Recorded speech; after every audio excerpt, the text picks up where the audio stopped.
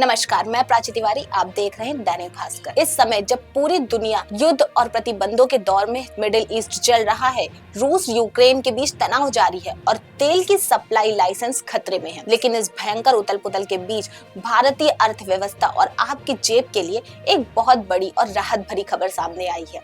एक ऐसा देश जिससे महज 2 महीने पहले तक भारत एक बूंद भी कच्चा तेल नहीं खरीद रहा था, वो अचानक से मई के महीने में अमेरिका और सऊदी अरब जैसे दिग्गजों को पछाड़कर भारत को तेल सप्लाई करने वाला तीसरा सबसे बड़ा देश बन गया है।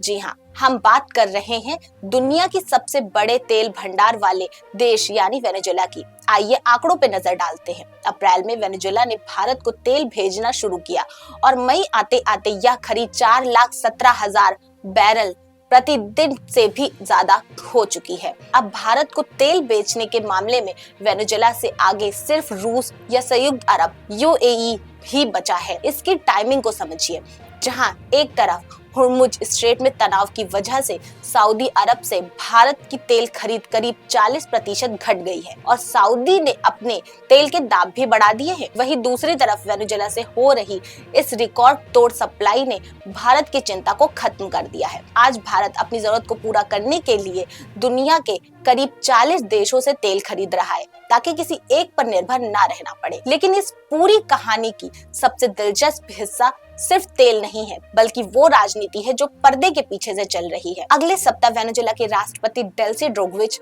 भारत आ रही है, जहां एक बहुत बड़ी ऑयल डील होने की संभावना है। मगर हैरान कर देने वाली बात यह है कि वेनेजुएला की राष्ट्रपति भारत आ रही हैं। इस तेल डील की ऑफिशियल अपडेट वेनेजुएला से नहीं बल्कि अमेरिका के विदेश मंत्री के जरिए सामने आई है। आखिर ऐसा क्यों हुआ? इसके पीछे की वजह बहुत बड़ी है। आपको याद दिला दे कि इसी साल की शुरुआत में अमेरिका ने एक विशेष सैन्य अभियान चला वेनेजुएला के तत्कालीन राष्ट्रपति निकोलस मादुरो को सत्ता से बेदखल कर दिया था। सालों से अमेरिका ने वेनेजुएला पर कड़े आर्थिक प्रतिबंध लगा रखे हैं, जिसकी वजह से भारत वहां से तेल नहीं खरीद पा रहा था। तो फिर अचानक ऐसा क्या हुआ कि अमेरिका ने वेनेजुएला को तेल को बाजार में आने की छूट दे दी? दरअसल इसके पीछे अमेरिका की 2 बड़ी चालें हैं, यानी जियोपॉलिटिक्स गेम। पहली वजह, अमेरिका चाहता है कि ग्लोबल मार्केट में कच्चे तेल की सप्लाई बनी रहे ताकि दुनिया भर में तेल की कीमतें बेकाबू ना हो। दूसरी वजह, अमेरिका नहीं चाहता है भारत जैसा दुनिया का तीसरा सबसे बड़ा तेल खरीदार अपनी जरूरतों के लिए पूरी तरह से रूस पर निर्भर हो जाए। यही वजह है कि अमेरिका ने वेनेजुएला को तेल निर्यात पर कुछ रणनीतिक नरमी दिखा दी है।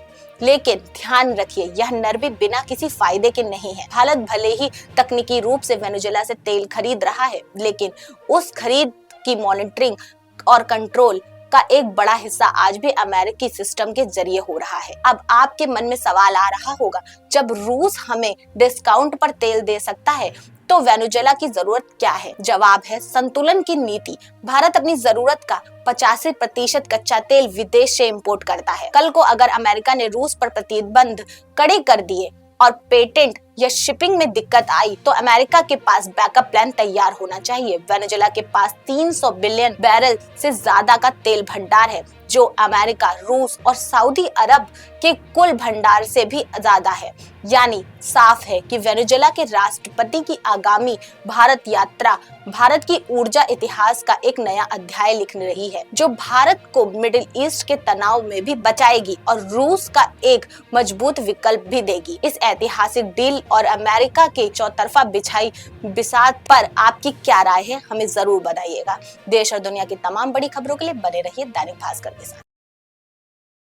राजनीति हो या क्रिकेट, देश विदेश की ब्रेकिंग हो या आपके मोहल्ले की बड़ी खबर, सब मिलेगा एक ही ऐप में, सबसे तेज और भरोसेमंद।